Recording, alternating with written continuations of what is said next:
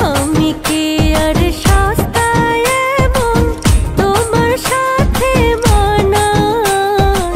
শ্রোতাদের কথা ভেবে ভিন্ন ঘরানা সালমা। দৈনিক সংবাদ দিগন্ত পত্রিকার সাথে আমি আছি রায়না কলি। গায়িকা সালমা সম্প্রতি অনলাইনে প্রকাশিত দ্বৈত গান বোকামন সহ নন্দিনী সিনেমার গান নিয়ে সমকালে কথা বলেছেন। তিনি বলেন, সানাই গানটি শ্রোতাদের অসাধারণ সাড়া পেয়েছে। কাজী শুভর সঙ্গে এটি তার প্রথম গান।